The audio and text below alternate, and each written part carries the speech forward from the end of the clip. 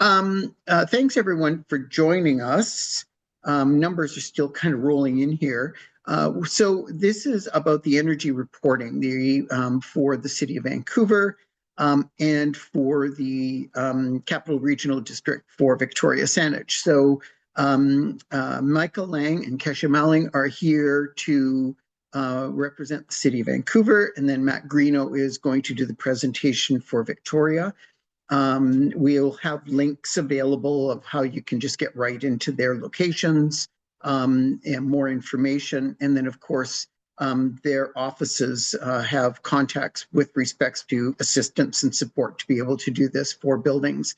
Just a little FYI for this building, City of Vancouver is buildings that are 50,000 square feet and greater this year. So it's a significant increase. And this will include all of our condo buildings that are 4 floors or more that are 50,000 square feet or greater. And so if your building is probably 40, 45 units, there's a pretty good chance you're under the reporting requirements. And for Victoria and Saanich, it's going to be 30,000 square feet plus. So they'll give you the details as we go along. So Micah and Kesha, I'll just let you jump right in now without any delay. Great. Thanks very much, Tony. And good morning, everyone. It's really great to be joining you today. I'm going to go ahead and um, share my screen. We've got some slides to walk you through this morning. Just confirming, Tony, is that a thumbs up? Is it coming through on your end? Excellent. Perfect. Thank you. Okay. Oh, sorry, one more check. Are you seeing the presentation view? No, we're seeing the presenter view. So maybe Okay. click. Yeah. Let me redo this.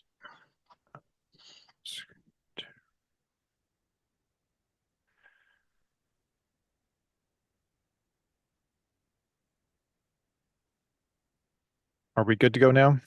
Well, now it's quite small. It's like a postcard size in the middle of the screen.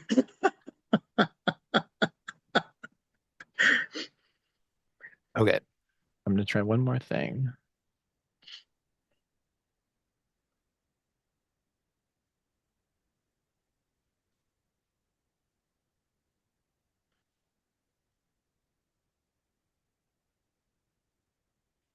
I was going to say, go back to your original and set off. Okay. Perfect. There you go. Let's do this. There you go. Okay. Fantastic. I'd like to start by acknowledging that City of Vancouver is located on the traditional and unceded territories of the Musqueam, Squamish, and Tsleil-Waututh nations, and that we're grateful for their millennium of stewardship of this land. We're here today to talk about our carbon pollution in our city, and specifically from our built environment. And that's one of the main rationale for why we're doing this work. 57% of our carbon pollution in the city of Vancouver comes from natural gas use in buildings. Energy use in general in buildings is the largest source of emissions. So we need to take some action in order to measure this and to reduce these emissions. A keystone action within the City of Vancouver's Climate Emergency Action Plan is our annual greenhouse gas and energy limits bylaw. This was enacted by Council in 2022, and it establishes energy benchmarking for large commercial and multifamily and hotel buildings that are 50,000 square feet and 4 stories tall and larger. So benchmarking is a term that's used to indicate the comparison of your building to other buildings. That's where that term comes from. It's used interchangeably. We call it energy and carbon reporting. The industry term is benchmarking. You'll hear both of those terms today. For the purpose of our bylaw, multifamily buildings, they include purpose-built rentals, strata condominiums, nonprofit housing, as well as other forms of multifamily housing. Long-term care facilities are also included in there as well. And so, as I just alluded to, one of the core rationale for why we're doing this is that you can't manage effectively what you're not measuring. So you're measuring your annual energy use and carbon emissions for your building through this program. It's useful because you can compare it with historical performance. You can compare it to other buildings that are of similar type and size, as well as to reference standards on how your building is performing, for example, compared to a new building or compared to other buildings of a same vintage. And then, really importantly, these reports and this program can help you identify areas for improvement. Now, why might you want to do this? And it's because there's actually a lot of kind of unseen energy use and costs that are in a typical strata building. So for an example building here on the screen of 100 units, on the pie chart on the left, you can see the breakdown of energy use by all these different um, uses in the building. And in most buildings, some of this is paid directly by the occupants through your hydro bill, but a lot of it is paid through your strata fees or your rent in the rental buildings, and that's sort of unseen costs. And when you add these up, both that's paid directly by the occupant as well as that's those costs that are paid by the strata, it's a really big number. These are big costs on an annual basis. And so there's a lot of different reasons why we want to do this. I've just begun to speak to some of those from the building owner perspective. It's an opportunity to identify potential savings, which can lead to emission reductions as well, which we're trying to do from a societal perspective. And on the public side as well, there's a lot of co-benefits to this work, improving indoor and outdoor air quality, local job creation, as well as improved public health outcomes as well. From a tenant and resident perspective, these programs, which have a voluntary disclosure component as well, they're able to give you access to information on building energy use, as well as just better transparency around the performance of a building that you might be thinking about buying or renting in.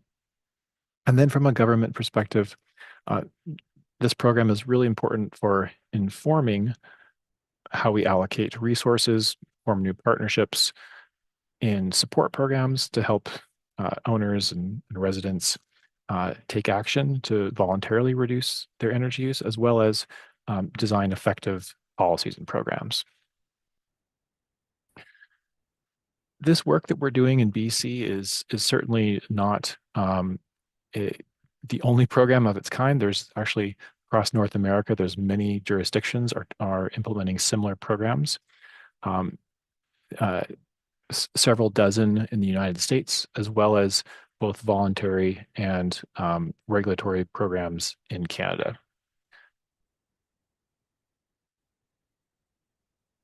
Zooming into the specific rollout of the City of Vancouver's requirements, and Tony spoke to this just a moment ago, we're entering our third year of reporting in the City of Vancouver. Started in 2024, and this year in 2026, we're adding in the multifamily buildings between 50,000 and 100,000 square feet. There's about 600 of you that are going to have to report for the first time. In addition to those buildings that were required to report in previous years, they'll continue to report on an annual basis going forward. The last thing that I'm going to point out before handing over to Keisha to walk you through how you actually do the reporting is we have a resource hub online. You can there's detailed guidance documents, how-to videos, quick guides on the compliance steps, also contact information for our help center. So this is a great place for those of you in City of Vancouver to go to find out all the details and get your questions answered. With that, I'm going to hand it over to Keisha to walk you through the energy and carbon reporting steps. All right, thank you so much, Micah. Yeah, so essentially how to report. So these are the simplified and broken down steps for how to report for your building.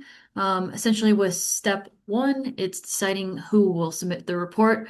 Some people get confused on this. It doesn't have to be the owner of the property. It can also be the property manager, a facility manager, It can be the tenant. It can be anybody that is associated with the building that is familiar enough to provide the details and access the utility information for that building.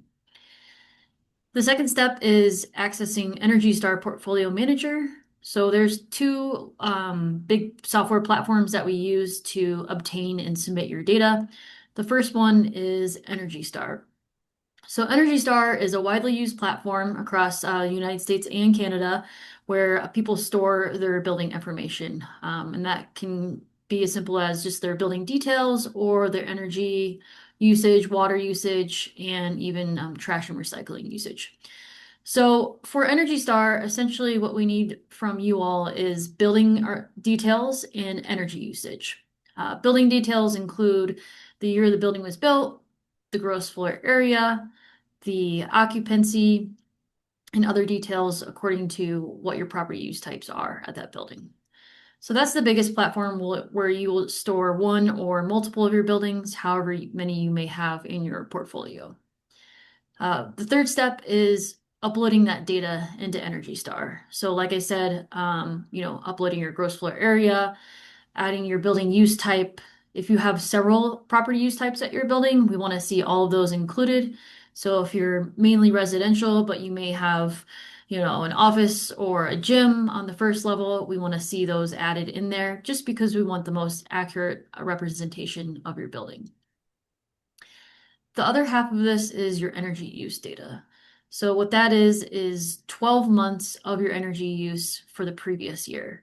So if you're submitting for this year, essentially we need January 1st through December 31st of last year, all the energy usage. So that would include electric, natural gas, hot water, any kind of district energy you use, solar, any kind of form of energy you use at that building.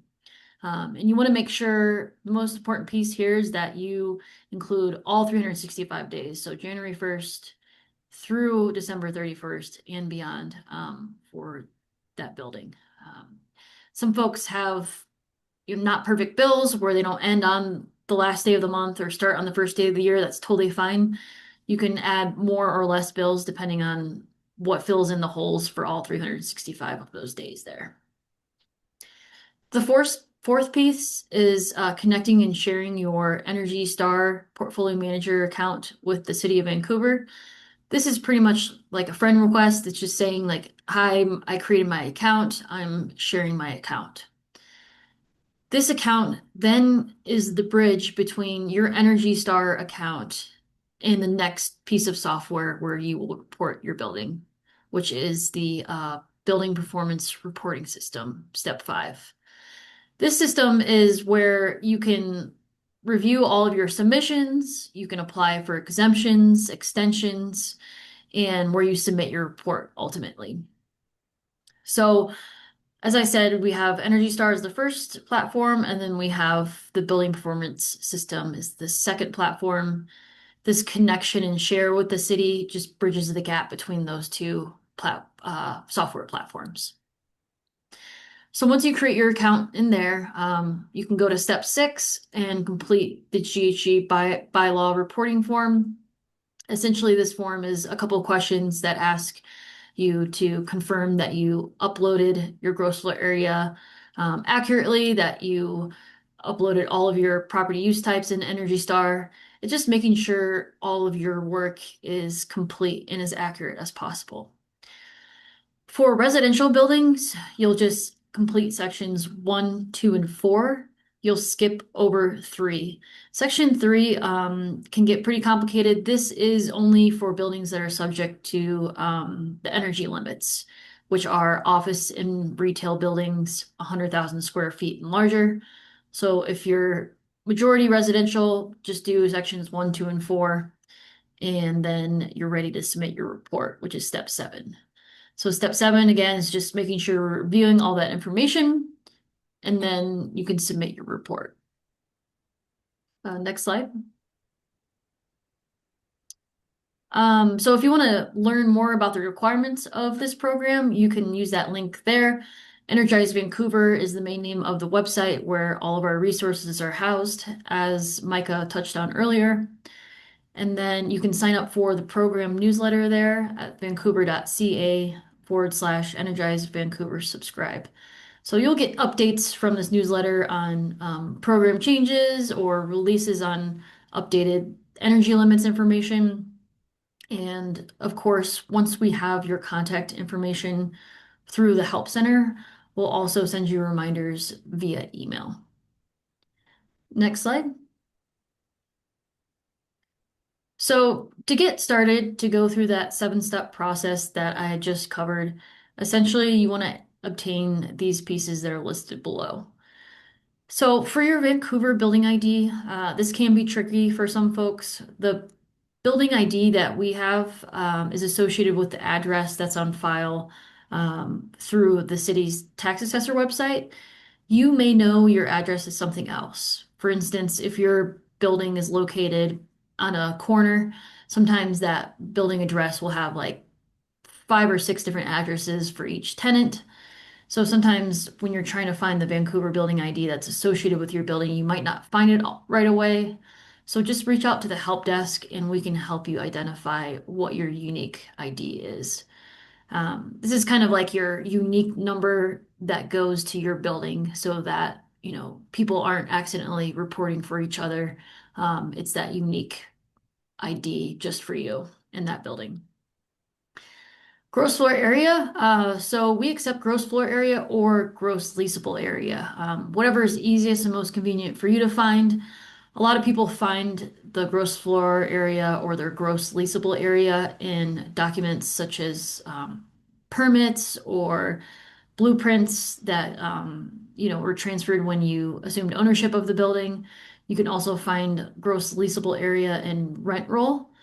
So gross floor and gross leasable essentially includes the gross floor area of the common areas and the tenant areas. Some people get that confused. They're not sure if it's just common area or just tenant, but it is inclusive of both the tenant and the common area. So just make sure both of those are included. If you need any help with that, please reach out to the help desk. We're happy to help figure out what your floor area is if you're having issues confirming that. You do want to get that as accurate as possible because that does determine your energy usage once you submit your report. So the more accurate it is, the more accurate your energy usage for that building is, which is reflected as a EUI, your energy use intensity. Your bill, that's a little bit easier for folks to find. You can also find this on like blueprints or any other documents for the or architecture drawings or anything like that for your building. You can also find that on the city's tax assessor website. For property use types, so usually property use types, they can be obvious for some buildings. You have it's all residential, or you have residential and on the first floor it's a restaurant. So you want to make sure that you list out all of these property use types in Energy Star. If you have a more complicated building and you have maybe 5 or 6 different use types and you need to see that breakdown, some folks usually refer to their rent roll or their site plan to see what that breakdown is. So then it'll have the property use type and then the gross floor area breakdown of each use type. Occupancy details. So occupancy essentially is a bit misleading. Some people get confused with this term. So occupancy is essentially the building operations. So essentially, if your building was operating as usual, as normal, there was no major vacancies or some of your building wasn't being used for part of the year, then your occupancy is going to be 100% because business is as usual, operations are as usual.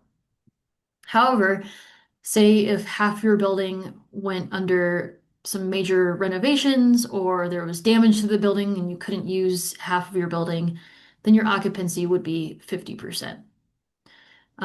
Or say, you have a 10-floor building and 2 floors were empty that year, then you adjust your occupancy percentage depending on how many floors were empty that year.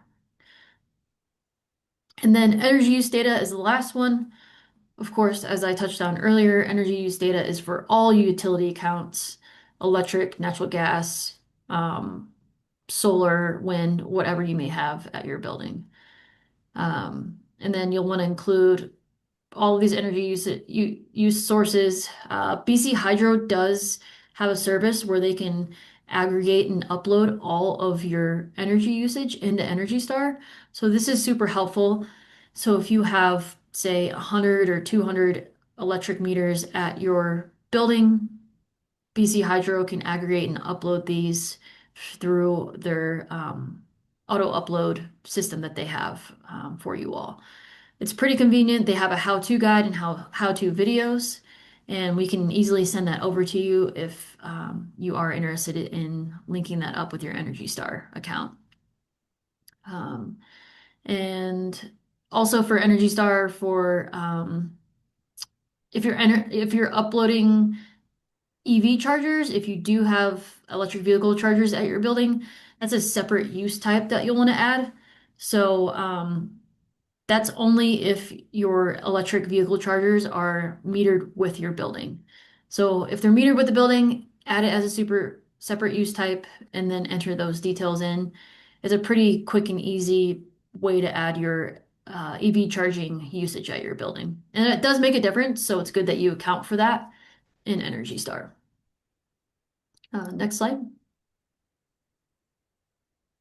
So going back to utility data, this is the biggest concern that people have is I have dozens of, utility meters at my building. How do I get this uploaded? So this is essentially the three ways you can get that data into your account.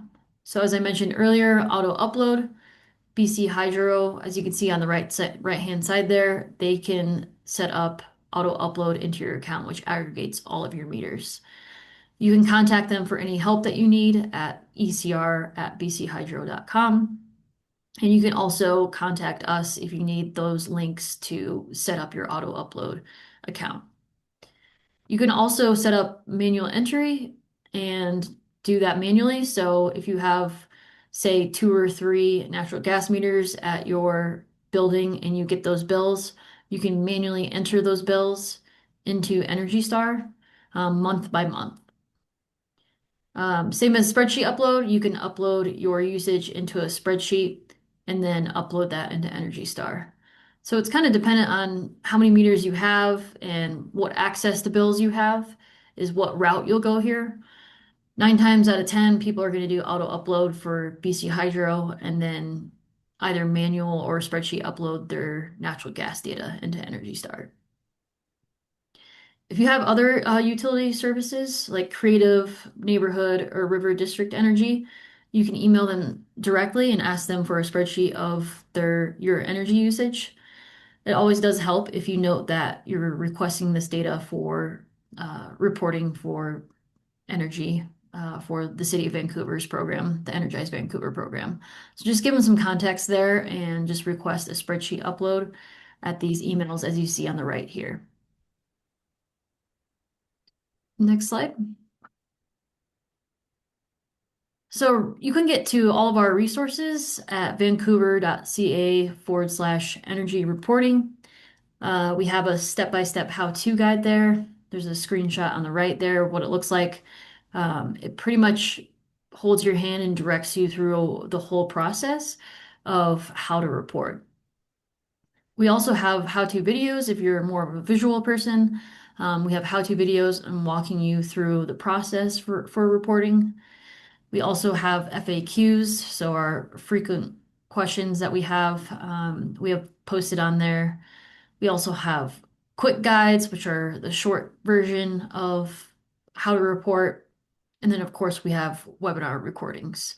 So we do record all of our webinars, and we do post those on the website just because it's helpful to actually watch the walkthrough of reporting. And then also at the end, a lot of people ask very helpful questions that we work through during that Q&A. And of course, if you need more resources beyond this, the Help Center, we can do one-on-one screen shares. So You can simply contact us and then we can set up a screen share with you and walk you through the process on your computer through that screen share. Usually between 1 and 3 screen shares for most people gets 90% of the reporting process done, as long as you know and are aware of your building details and utilities. Next slide. So reports are due June 1st annually. So that does come up a lot faster than people realize or think it is. I know it's just past February 1st, but June 1st does come quickly around the corner. I do highly recommend starting as soon as possible because of a couple reasons. Number one, for utilities, they often take a lot of time to get back to people on requests for utility data. Also, with BC Hydro, they do provide that excellent auto upload service. However, sometimes when it's the busy season for benchmarking, which is pretty much now through June, you can experience significant delays in getting that auto upload into your account. And that can be anywhere from 2 weeks to 6 weeks. So you want to start this process as soon as possible before the whole wave of reporters comes through so that you ensure that BC Hydro data is uploaded before they hit their peak period and you have to wait 1 to 2 months for that data to hit your account. So the sooner the better. Also, the help center right now, it's not the extreme busy season yet, so you'll get a lot more prioritized, customized help during this time because we haven't hit our peak season like we do in March and April and May. Those are the biggest 3 months where we hit our peak season. So reach out to us. Here's our email right here, energycarbonreport@vancouver.ca, or you can give us a call. We do like when people email us because that helps give us like a whole big picture of what issues you're facing, and then we can set up a call with you from there if needed. So just shoot us an email or give us a call. We'd be happy to help you out. Again, just get started as soon as you can so we can give you that assistance and do a deep dive into this reporting process. And I think that is the end of my slides. So I'll hand it over to, I think Matt is next. We'll just grab 2 quick questions, Keisha, and then we'll let Matt Yeah, go to absolutely. tone here. So the first question from Nick is, if we don't have auto upload of aggregate building data available, what should they do? And my recommendation has been for people to call the helpline first to get support. But do you have a better kind of response for that? Yeah, absolutely. You nailed it. Yeah, go ahead and contact the help desk and we can definitely help you walk through that. Sometimes when you're setting up the how to or the auto upload process with BC Hydro, it can get a little confusing and some people might think that they're not eligible. But if you have a pretty large residential building, 99.9% of the time you're going to be eligible for this auto upload and they will be able to get this uploaded for you for your multifamily and commercial component. As long as you have the allotted amount of meters or more, I think it's around like 4. If you have more than 4 electric meters, then they'll be able to do that for you. So the only people that have struggled with auto upload is only if you have only a couple meters at your building. Due to privacy concerns, they do ask for consent. So you have to get consent from those tenants and then they can do the auto upload, but there's just that extra step. So we're happy to walk you through that process as needed. So just reach out. Super. And it's worth reminding everybody that this is the first year that we're doing buildings 50,000 plus. And just a little note for everybody that year 1 is the tough year. It's the year where you collect all the data, information, create the accounts, etc. It gets a lot easier after year 1. So, reach out for support. There are a number of consultants who do this work on behalf of clients as well to get you through your first year. But I think a lot of the buildings with coaching with the helpline and through the videos can probably pull this off themselves quite easily. One other question, which keeps coming up a lot, everybody keeps asking this question, is what are the plans for the data collected from all the buildings? I think it's a good question for Matt too. So, like bottom line is what's the plan to do with all this data? Yeah, I can answer that from the City of Vancouver side. So uh, we do several things with it. First, every building that submits an annual report will receive an annual report card. And this is a, a nice kind of 2 to 3 page summary of their energy use profile for their building. They can see how they compare to other buildings of similar size. Then there's a list of programs and resources from the utility companies, from the province, other resources that will help them identify what are some next steps that you could take if you want to improve energy efficiency, reduce your energy costs for your building. So that's one thing. Um, we also have a disclosure map that's on our webpage. So those buildings that opt into disclosure, you can go on our Energize Vancouver website and click on the map, and you can visualize what is the energy and greenhouse gas performance of all of these buildings across the city of Vancouver. And then finally, I touched on this in the beginning. This data is really important for informing the design of future programs and policies, like understanding where there's high energy use helps inform where there's a need for new utility programs on efficiency rebate programs, um, and also opens the door to potential future minimum requirements and regulations as well. So a lot of different uses for this data. Excellent. Thank you. Matt, over to you. Great, thank you. I'm going to go over a lot of I'm actually not going to go over a lot of the same stuff that was covered by Vancouver in some depth. So thank Kasia and Micah for going over all that, because now I get to skip some slides. So I'm going to start sharing my screen as soon as I get this thing up. Okay, hit some buttons and then, right. Yep, this should be good. Okay, great. So you folks can, oh no, it's not the right There we one. go. Hold on a second, hold on. No, it's the wrong screen.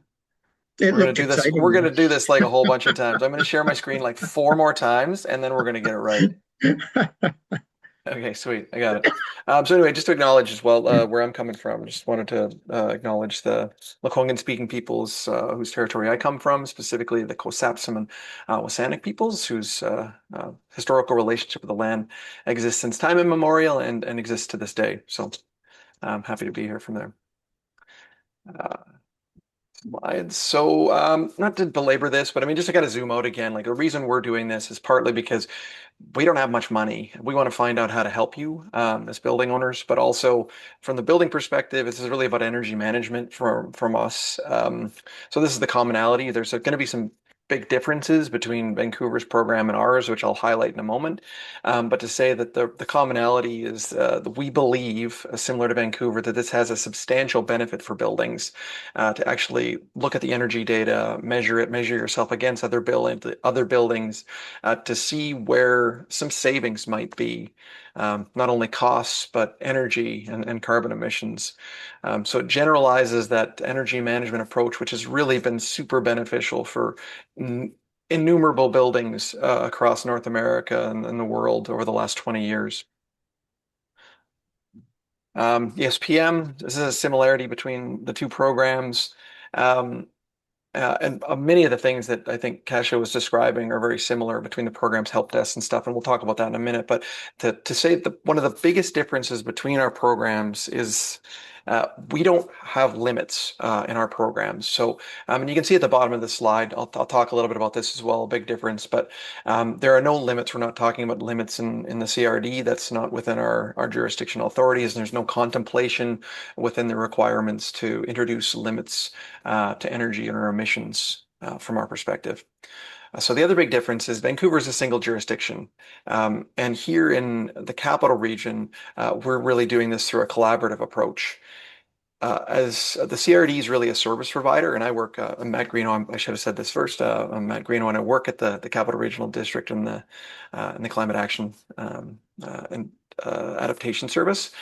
We provide services to the municipalities to help support them, do policy work, run programs for them, much like this. So we're launching this CRD building benchmarking program in support of benchmarking across the region, but in particular in support of the two bylaws that were passed in Victoria and Saanich, which require energy and carbon emission reporting. And as mentioned, there's no limits upon that requirement. So this jurisdictional approach is unique in the sense that there's multiple jurisdictions and potentially more that would jump on board. But the important point here is harmonization. And so I gotta say there's a lot of differences, a lot of similarities between the programs between our jurisdiction and Vancouver's. Our intention here is to run a single benchmarking program. Should there be other municipalities that jump on board, our pitch to them is that we will run your benchmarking program for you for free. You just have to follow the exact same constructions that exist within the Victoria and Saanich bylaws. So that is, we're doing one thing, and hopefully that will land with everybody. And certainly it is the case that we're doing one thing in between Saanich and Victoria. There's only one program.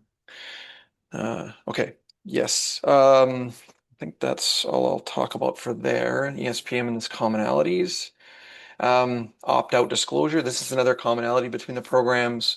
That is, what are we going to do with the data? As mentioned, hopefully will enable you to use something, do something with the data via a scorecard at the end of the reporting period.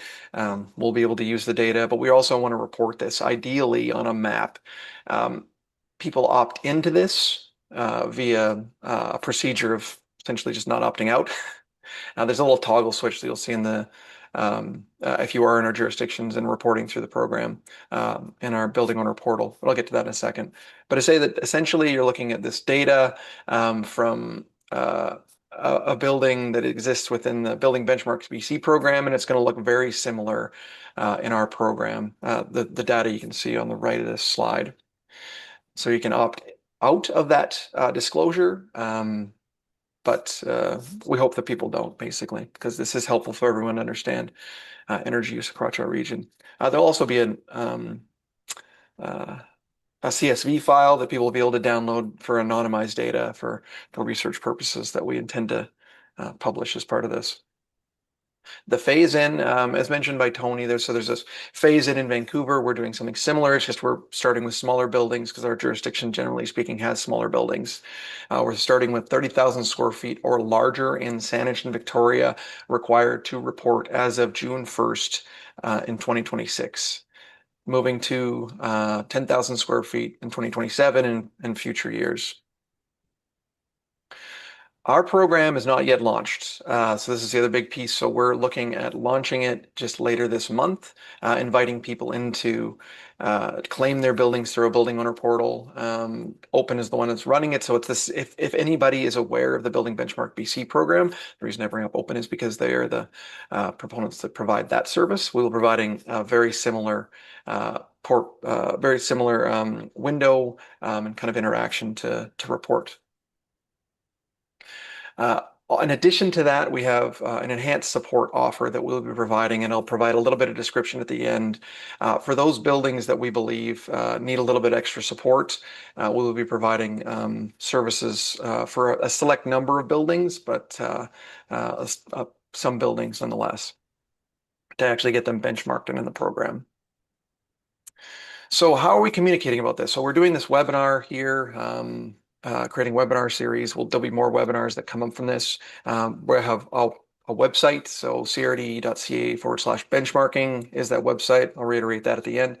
And that website's going to essentially be the central hub from a municipal perspective. That website will provide a link to the building owner portal. And the Saanich and Victoria websites are both pointing at that website. So it should be a consistent journey from a web perspective to get the information you need. We're also communicating directly with property managers. So if you have a property manager in the capital region, we probably are talking to them about this requirement, and hopefully they will be linking you in as part of that as well. We're obviously talking to CHOA and VIZOA and BOEMA, and we'll be kind of like communicating via newsletters. So you should be able to hear it from that, through those channels as well. So the building owner portal, this all is intended to flow into a building owner portal, which is as Kasia described, the bridge between the ESPM and our program and the program requirements. Our intention here is to launch this in February on a pilot basis, and then move to move from the pilot to a fully open, kind of everybody's invited to claim their buildings at that point, early March. So the further communications, we're going to be sending letters out to folks. So this is some information for everyone. We'll be sending letters out, but if you don't want to have a letter sent to you, you can communicate with me directly about this program, and say, yes, we think we're on the list. You can go to the website and check our covered buildings list to see if your building is there. As Kasia mentioned, there is some challenges depending on the address that you use. Essentially, the list looks like this. What's this? Provides you a little search window that you can go through and try to figure out if your building is on the list, but it is address based and it has to be exactly the address that is listed in order to come up. So that might not work for you. Let's see.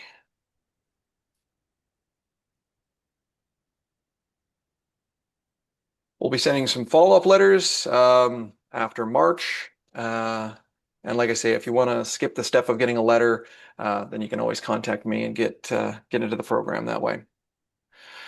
So the enhanced supports, this is one of the pieces that I wanted to offer up for everybody so that they know that there is an opportunity to smooth their way into the program. As Tony mentioned, the first year is the hardest.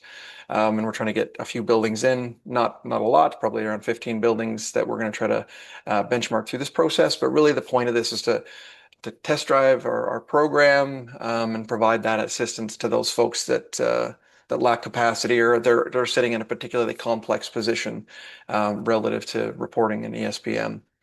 How do you do this? You can get a hold of me at mgreeno@crd.bc.ca and just indicate that we do have a building between 30,000 and 50,000 square feet and that has multiple gas meters or a single gas meter in multiple buildings, or in any one of these more complex situations that we've identified.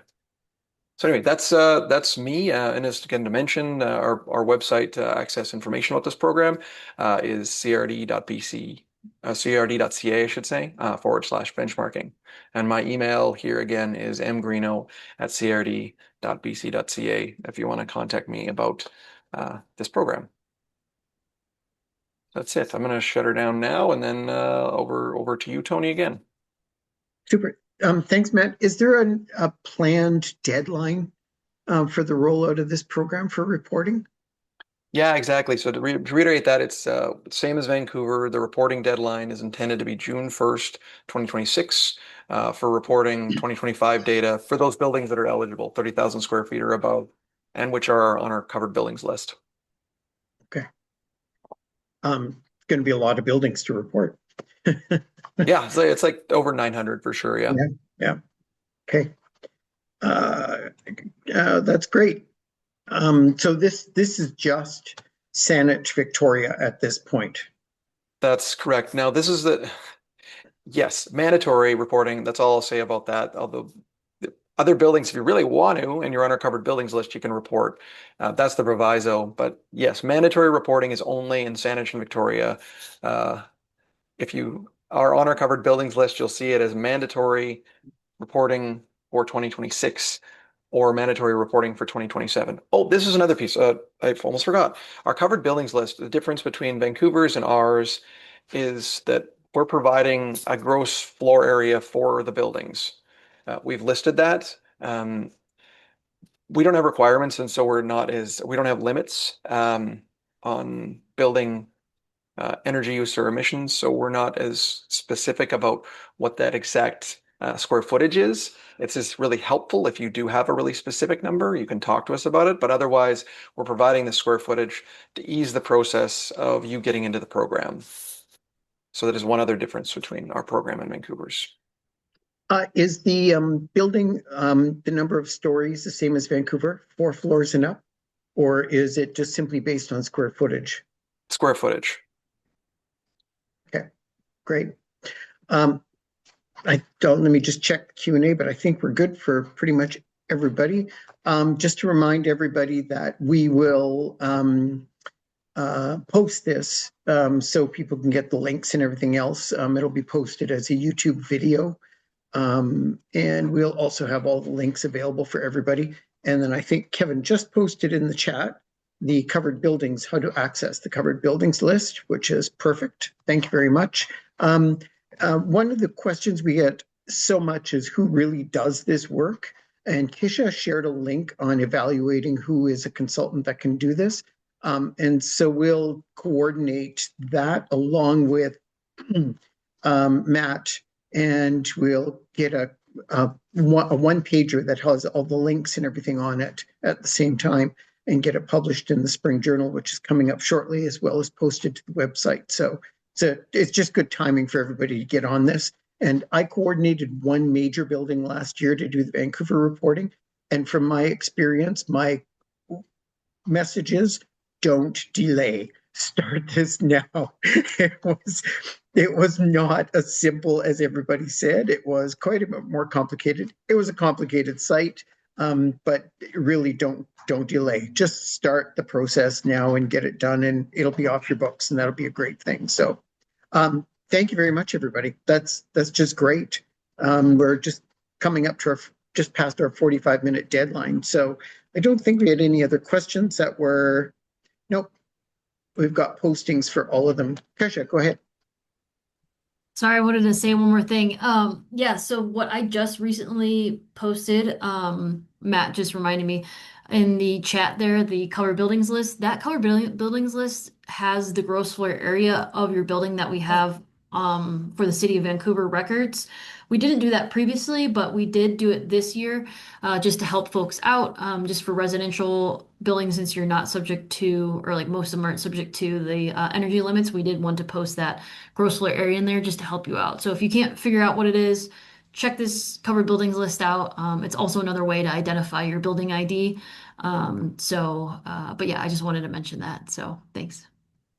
And your gross square footage area is frequently found on your registered strata plan as well, which is in essence a floor by floor blueprint of your buildings, right? So you can look for that as well. The one thing we found last year was what the city had listed for square footage and what the actual square footage was, they didn't match. So so it's a chance to update that information at the same time. Exactly. Yeah. Thanks, Tony. Yeah. And if we don't have the right one, please reach out and we'll definitely figure out, confirm what the right one is, and we'll update our records easily on our end. So yeah, thanks for noting that, Tony. Okay, great. Thanks, everyone. And look for this to be posted shortly. Thanks so much. Thanks a lot. Thanks.